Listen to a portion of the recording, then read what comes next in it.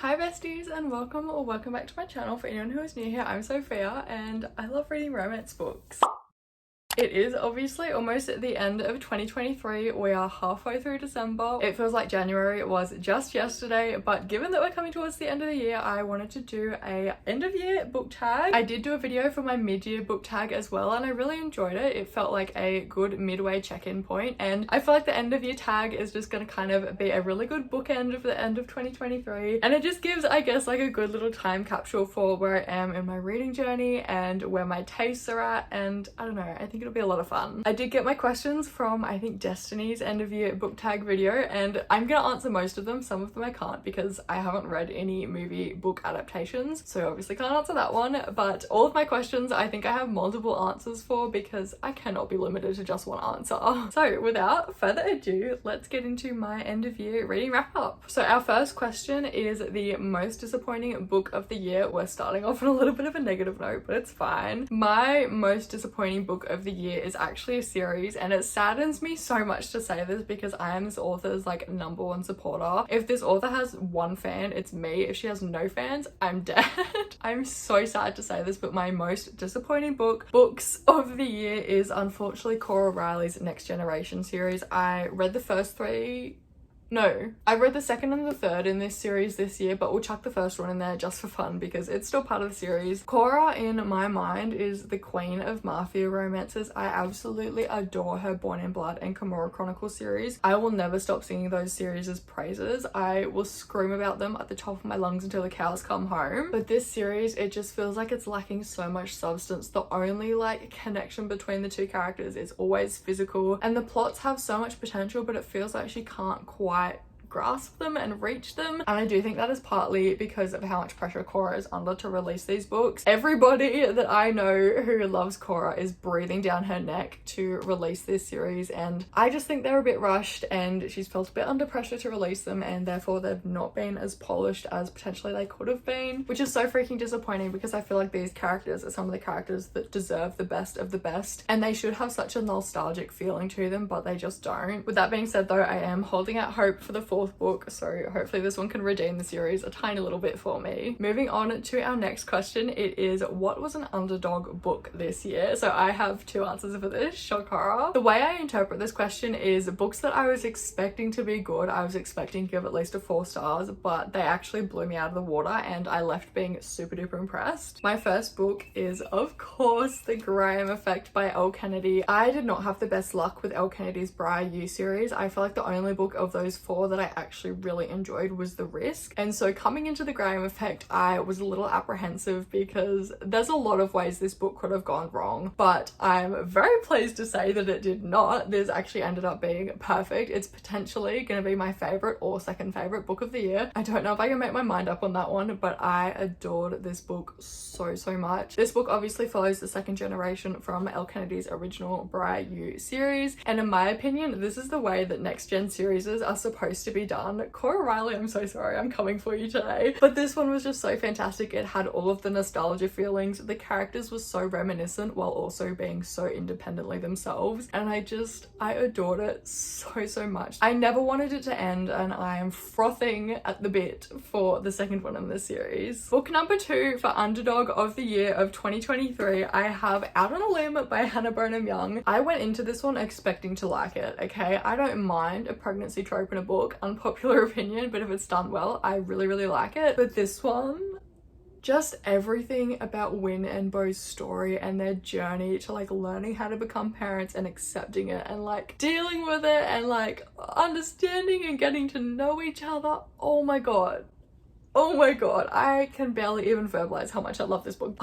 It was just so freaking cute and I wasn't expecting it. Next question is actually a repeat from my mid-year tag, and the answer, unfortunately or fortunately, because maybe it means I've had a good last 6 months, has not changed. It's still the same. And the question is, what was an overhyped book I read this year? And the answer is Mile High by Liz Tomford. I went into this book expecting all of my flight attendant and professional athlete dreams to be met, but unfortunately I was met with some pretty mediocre writing. I'm sorry. It was just very repetitive and very cringy, and this is the first book that I've ever had to skip the smut scenes in because they were just so They were so cringe that I could not sit through them, and unfortunately that's why this book is here, because all of Bookstagram, all of Book Talk, majority of BookTube seems to love this book, and I am the outlier. I would still encourage you to give it a go if you're not sensitive to those kind of things, but this one for me was just not it. Next question is a little bit similar to the Underdog books question, but this one is a book that surprised you. So my first answer for this, you guys might laugh at me, but a book that surprised me this year was Ice Planet Barbarians by Remy Dixon. I went into this book expecting the worst. I bought it because I wanted to dip my toe into monster romances and just give them a go. I was expecting it to be super cringy, just packed full of sex scenes, but this book, while it was those things, it actually had plot and it had characters that I grew over the like 250 pages to actually enjoy and sympathize with and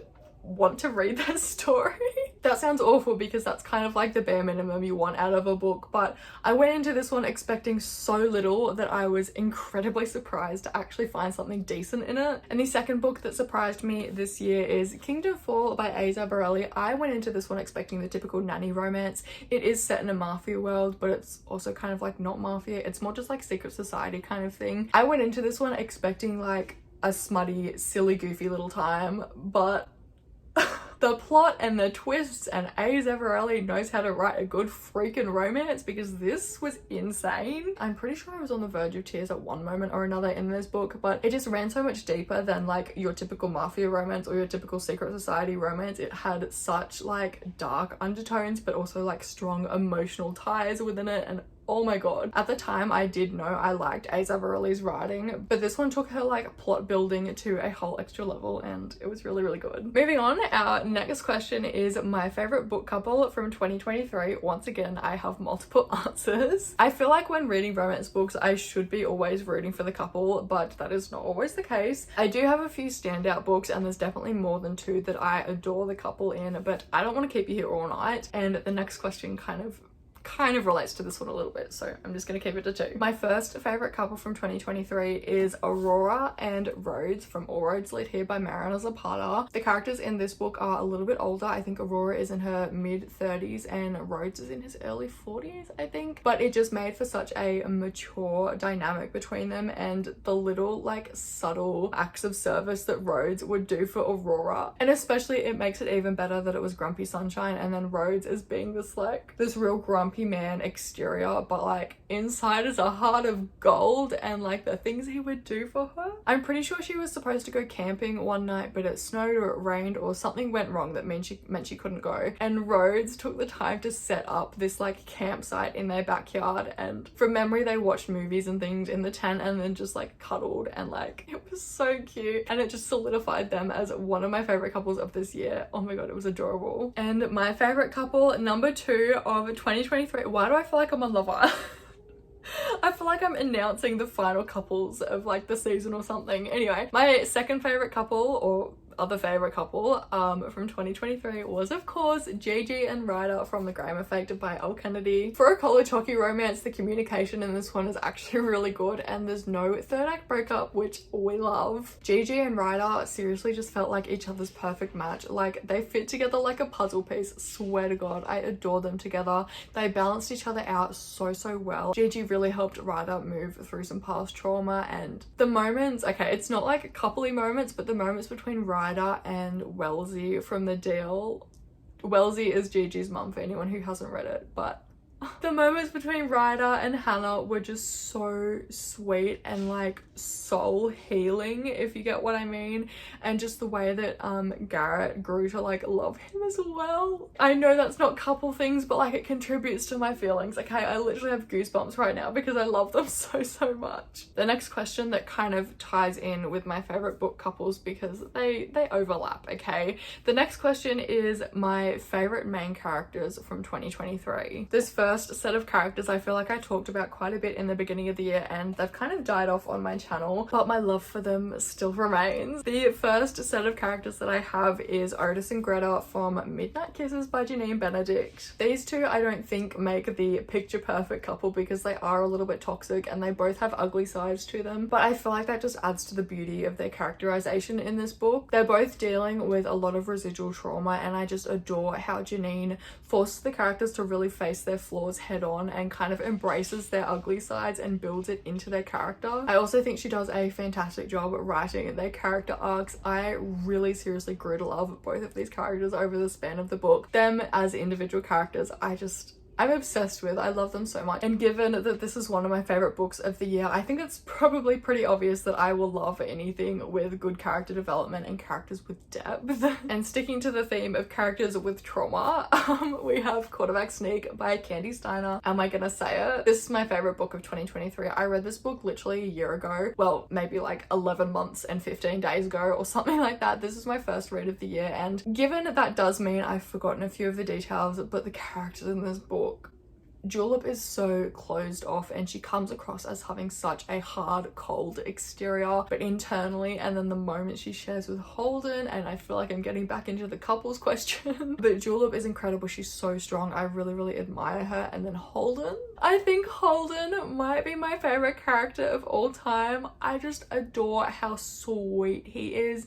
He is like this big, manly, scary, intimidating jock. I think he's the quarterback, okay, of the NFL team. But then he has such a sweet side, and he grows cucumbers and plants, and he has this like flower garden. Oh my god, I just love Holden so much. I just love him so much, and he really is just like the embodiment of a broken golden retriever. Like, he's a golden retriever who's gone through the adoption system.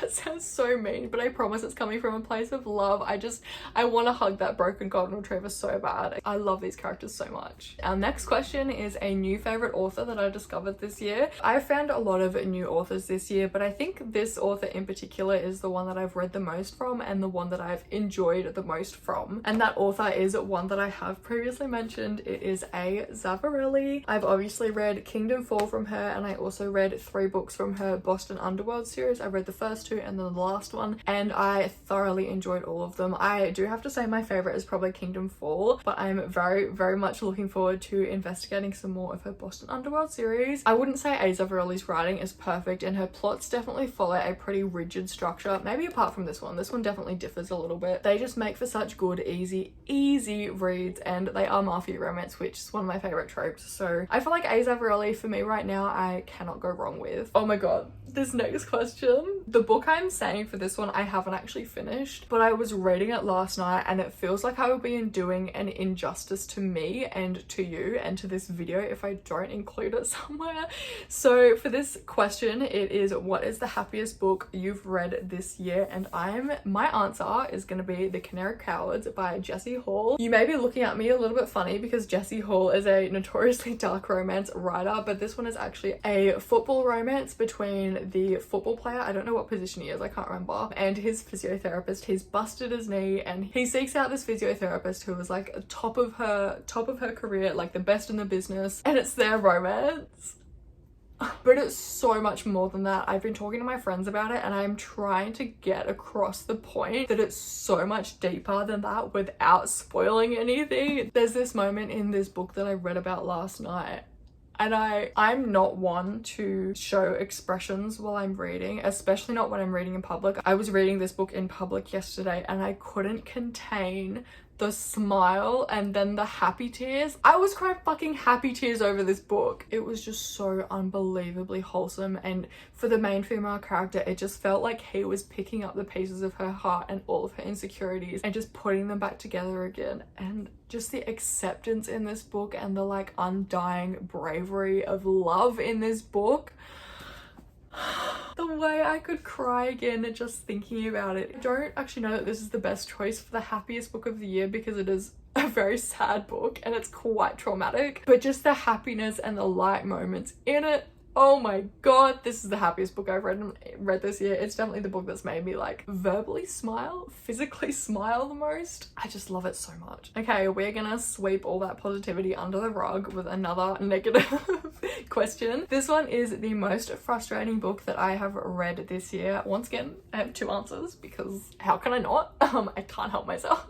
Maybe I should have 3. No, I'll save that 3rd one for later. That's okay. The first book I have for this one, I'm not going to talk about too much because I've already talked about it, but but it is Mile High by Liz Tomford. Just the repetitiveness in her writing style is what really actually got to me. I didn't mind the story, I didn't mind the characters, but the repetitiveness and the cringiness of her writing was so frustrating, and I ended up skimming the last like 40% of this book, I think, just because it was so frustrating. Like, I wanted to finish it, I wanted to find out about the characters and how they finished their story, but it was just so grating and frustrating, and yeah.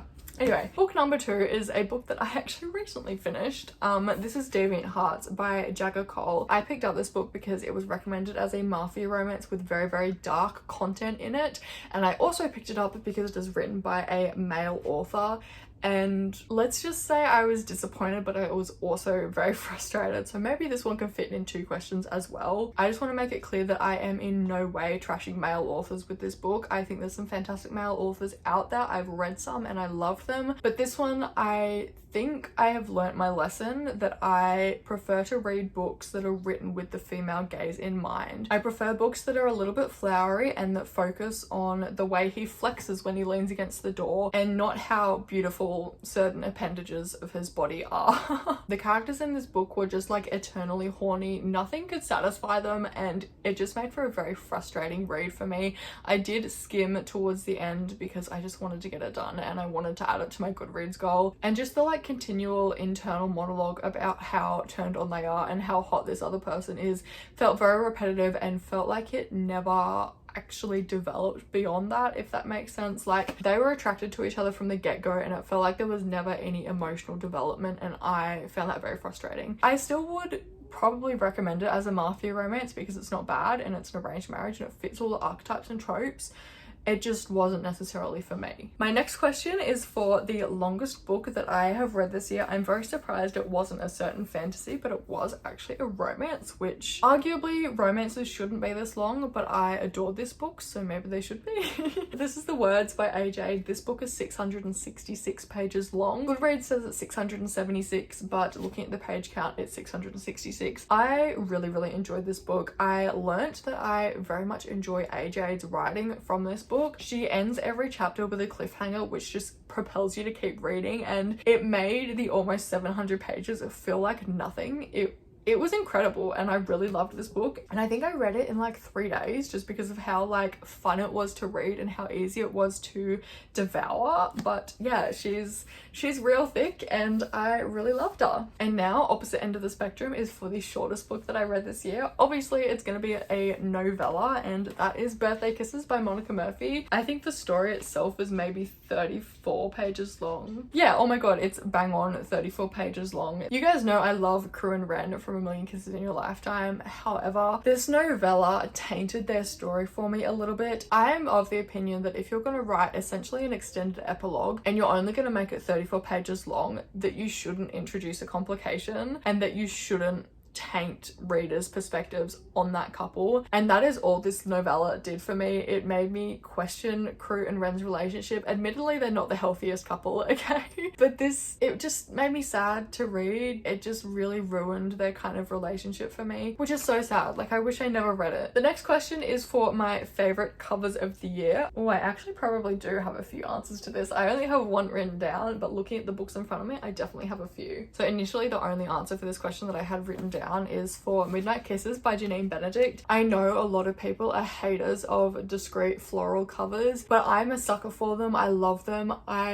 This book doesn't necessarily have any like inclination as to what it's about on the cover other than the fact it's a romance, but I just think it's beautiful and I adore the colors and the font choice and just the flowers, and I think it's gorgeous, and that's all that really matters. I think it's pretty. So my number 2 book for this question of prettiest covers, I think I'm gonna have 3 because I can't help myself. My second one is Does It Hurt by H.D. Carlton. This is the discreet cover, not that the OG cover was particularly like non-discreet. I just think this is beautiful. I adore the colors in it. If you look close enough, you can see there's like a shipwreck, which obviously has some meaning in the book if you've read it. I just think it's gorgeous, like just the way it's done, the font choice, the colors.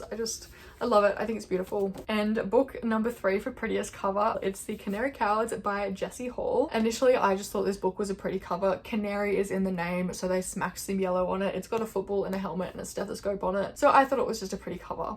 However, learning more about this book as I read it, because as I said, I've not finished, but I have confidence and full faith that I will love it. Learning more about this book and the meaning of the yellow and the meaning of the stripes down here, it's made me appreciate this cover so much more. And while I thought it was beautiful to begin with, I just absolutely adore it now. It's perfect in my eyes, and I love this book so much already, I can't even. We're gonna move on to the next question before I keep rambling. The next question is a book that I have not stopped thinking about. I have two answers for this again. Surprisingly, both of these books were not 5 stars at the time that I read them. However, one of them has been bumped up to a 5-star, and retrospectively, I've rated both of them higher anyway, just because of how long they've stayed with me. Like, I read both of these books 6 months ago, maybe 4 months. The first one is, if I can pick it up, Playing by the Rules by Monica Murphy. As I've read more of Monica's work, her books are definitely kind of hit or miss for me, but this one was an absolute hit. It is all of my forbidden romance dreams wrapped up into like 350 pages. I adored it. I binged it in like a couple of hours. If there's anything that I want in a forbidden romance trope, it's this book. It's the sneaking around in each other's cars, it's the climbing out each other's windows and into each other's windows. I adored it so much, and I have not stopped thinking about it since, just because of how fun it was and how much it fulfilled like my perfect book idea. So yeah, that's why that one is there. And then the second one I have is Does It Hurt by H.D. Carlton. This one initially I rated like a 3.5 star. Oh, by the way, Playing by the Rules is the 5-star, if that wasn't clear. Does It Hurt I initially rated a 3.5 star, but retrospectively I've given it a 4, I think, because I have not stopped thinking about this book. Anytime I'm posed with the question of like a book that I haven't stopped thinking about,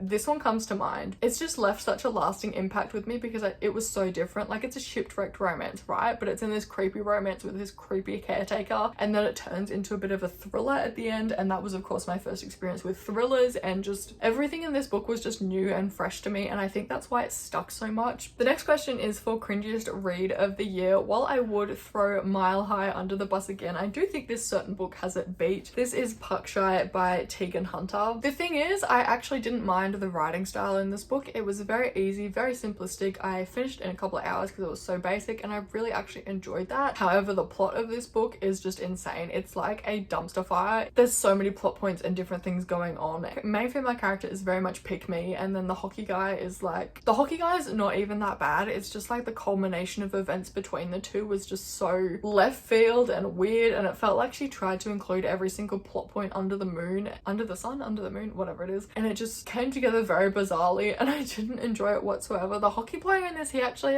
they match on like on a dating app after going on this long road trip, but he like pretends to be someone else to talk to her because he doesn't want to reveal his identity, but she doesn't know who he is anyway, and it's just weird. The next question is for an unpopular book that I loved. I wasn't actually going to include this book until I was looking at Goodreads ratings, and I was shocked, to say the least. Probably the most unpopular book or maybe most disliked book that I have read this year was Midnight Kisses by Janine Benedict. This one had an average Goodreads rating of 3.56, which she is in no way a masterpiece, okay? I get why she is low rated, but I think she deserves a little bit better than that. Second one, another one that I've mentioned previously, is The Canary Cowards by Jessie Hall. I think this book deserves so much more hype. The character depth and development and their relationship is so raw and just so like powerful, if I say that. I think people would eat this book up. I think you guys would adore it. Look up trigger warnings first though, because it is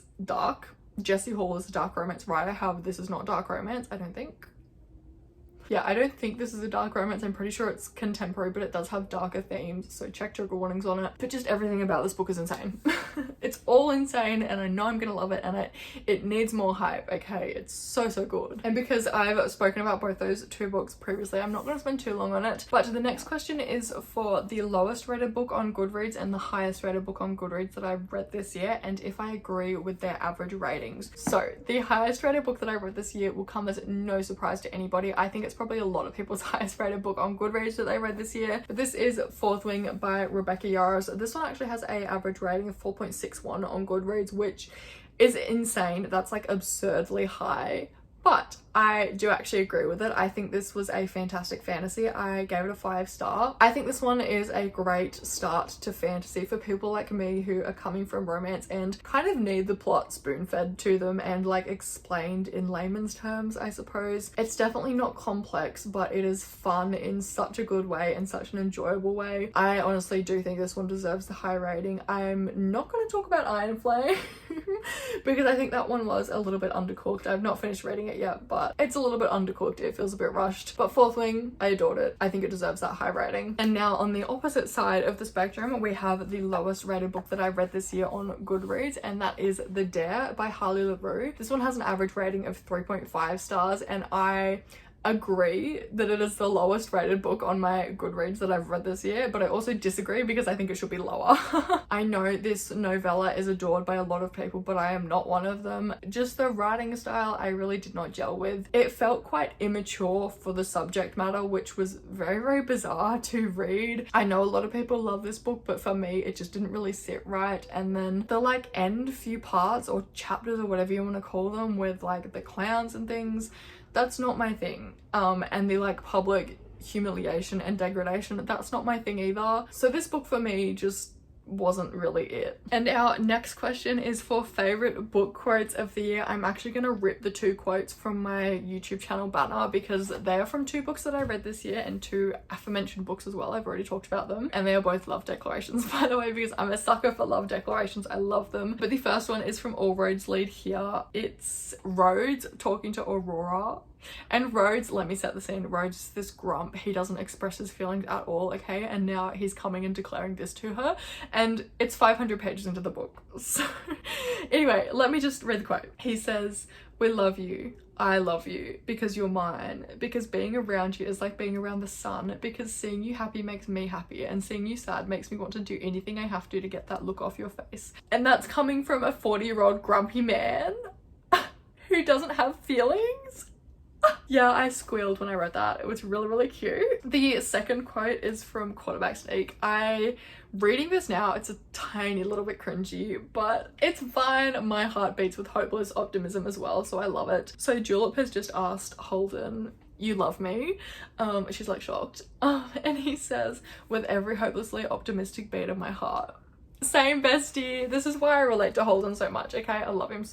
He's just so good, okay? I love him. Next question is a book with the most unique concept you read this year. This is actually going to be an arc that I read this year. It was Come Morning Light by Charlotte Day. I, for other reasons, didn't like this book. I think it's a great concept. It's just certain parts of it triggered some things for me that I didn't realize were going to be in the book. But anyway, the concept was that it's a bachelorette party, I think, where he invites his friends, she invites her friends, and they essentially like pair up and go through a bunch of like games together, and they range from being very sexual, shall we say, to being literally having a game of Oz tag, chasing each other through a maze. And then the book took on this like mystery thriller horror aspect towards the end of it, and it made sense, but it was like so yeah, that is the most unique concept that I've read this year. Next question is for a book that I would reread that I've read this year. I generally don't think I'm actually much of a rereader. I'm just sort of like onwards and upwards and onto better things. However, there's definitely a few that I loved and would love to emulate the feeling that they gave me. Number 1 is Rewrite Our Story by Kat Singleton. I don't necessarily want to reread the present chapters in this book, but the past chapters in this book between Marigold and Cade were just, they're like the perfect brother's best friend set on a farm, and it was just incredible. I loved it until they broke up, but that's like beside the point. Another book that I would reread would definitely be Quarterback Sneak, because it's like my favorite book ever. I would love to re-experience that. And then probably the last book that I would want to reread is actually Midnight Kisses, because I want to know why everyone hates it. Like, did I just dissociate through this entire book and just like ignore everything and just fall in love with it regardless? I don't know, okay? I just want to know why people don't like it, because I loved it. Second last question, we're getting into the future aspirations for 2024. The second last question is, what is my Goodreads reading goal reflection and my 2024 reading goal? So I'm going to start off by saying my original reading goal for this year was 65 books, because I read like 62 or 63 books last year, and I figured 65 is going to be easy this year. However, This year I moved into my 3rd year of university. I've just finished my 3rd year, which is insane. I also upped the amount of time that I'm working because gotta make that money, you know, which definitely takes away from my reading time. So I did actually about a month ago drop my reading goal from 65 down to 50. I'm not sure I'm gonna even hit 50. I'm currently sitting at 45 books, which, you know, I could get there if I really push it, but how much do I want to push it and still enjoy the books, you know what I mean? So with all of that being said, I think for next year's reading goal, I'm gonna keep it at 50. I'm gonna set it at 50 again. If I surpass it, that'll be incredible, but I think 50 is probably a realistic goal for me. It's essentially 1 book a week, and I feel like that's manageable. And tying in from that question is our last question, which is, what will you prioritize in your 2024 reading year? In general, I want to prioritize reading. I feel like I wasted a lot of time this year. Just in my downtime, I would like park myself on TikTok or like watching YouTube, and I would just waste so much time going down rabbit holes and things like that. And retrospectively, it's just not a very nice feeling. I feel like I've wasted so much time this year, and I don't want to feel like that next year. I just want to prioritize reading again and having fun reading. Also want to read more fantasy next year. I feel like I've had a bit of an awakening with Fourth Wing and now Six of Crows, where I just love these fantastical worlds, and I've always loved indulging in fantasy. I've just never read it, and I feel like I've not really gotten to experience it properly this year, so I definitely want to get into more fantasy next year. Right now I kind of feel like I'm not smart enough for it, so that's something I really want to develop. I would love to actually develop my kind of attention to detail with fantasy books because I feel like I miss so much. And yeah, I just want to prioritize reading in 2024. Like, I feel like that's the main big goal. That's like the ideal. That's kind of it for today's video. I feel like I've spoken a lot. I've been recording for almost an hour and a half. I don't know how long this video is going to be, but I really hope you had fun watching it. It was really nice to kind of recap on the books and the highs and lows of 2023. I definitely had a good time, and I really hope you did too. Yeah, thank you so much for watching. If you did enjoy, please don't forget to like, comment and subscribe because I would love to have you here. Follow me over on my Bookstagram if you want to keep up with my story updates because I don't really post. But yeah, thanks so much for watching, and I will hopefully see you in the next one. Bye.